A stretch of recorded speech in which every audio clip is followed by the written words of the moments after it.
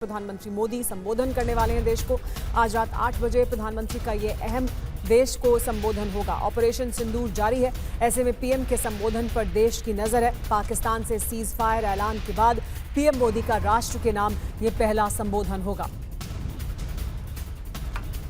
पूरा देश सुनना चाहेगा प्रधानमंत्री नरेंद्र मोदी क्या कहते हैं, क्योंकि सीज फायर का ऐलान होने के बाद प्रधानमंत्री का ये पहला संबोधन होगा देश को। रात 8 बजे पीएम संबोधित करने वाले हैं।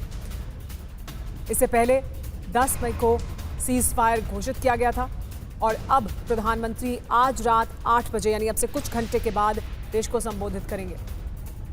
ऑपरेशन सिंदूर के बीच प्रधानमंत्री नरेंद्र मोदी का यह संबोधन बहुत अहमियत रखता है। सभी देशवासी सुनना चाहते हैं कि प्रधानमंत्री का क्या कहना है, क्योंकि ऑपरेशन सिंदूर अभी भी जारी है। कुछ देर पहले ही सेना की तरफ से प्रेस कॉन्फ्रेंस की गई और उसमें ऑपरेशन को लेकर अहम जानकारियां दी गई। हमारे साथ हमारे UEM Jaipur is a perfect target for prospective students aspiring for good jobs, good education with future-ready skills. योगी सुमित चौधरी भी जुड़ गए हैं। सुमित, ऑपरेशन सिंदूर जारी है, सेना की तरफ से प्रेस कॉन्फ्रेंस में पहले भी प्रेस कॉन्फ्रेंस की गई, आज भी कई अहम जानकारियां बताई गई, साझा की गई, सवालों के जवाब दिए गए। ऐसे में अब प्रधानमंत्री नरेंद्र मोदी का संबोधन, इसकी तरफ हर कोई देख रहा है, हर कोई जानना चाहता है कि दरअसल प्रधानमंत्री क्या कहेंगे। सबकी नजरें प्रधानमंत्री के संबोधन पर हैं।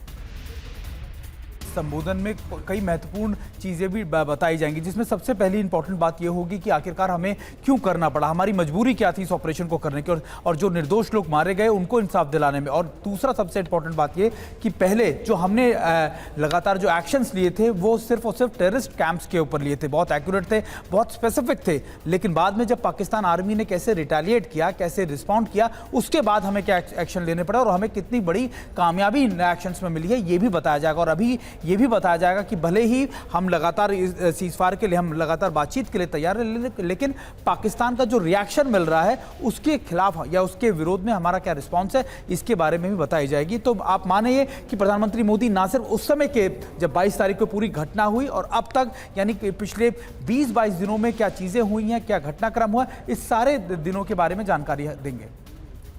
बड़ी बात सुमित आप यहां बता रहे हैं, लेकिन इस बीच बता दें कि किस तरीके से प्रधानमंत्री नरेंद्र मोदी ने पिछले 3 दिनों में 4 अहम बैठक भी की हैं और आज भी पीएम आवास पर हुई बैठक 80 मिनट तक चली है। रक्षा मंत्री, राष्ट्रीय सुरक्षा सलाहकार, सीडीएस और तीनों सेनाओं के प्रमुख के साथ प्रधानमंत्री मोदी की बैठक चल रही है और पीएम मोदी जिस तरीके से एक्शन में है, ऐसे में उनका संबोधन अब से थोड़ी देर बाद रात 8 बजे बहुत अहम होने वाला है।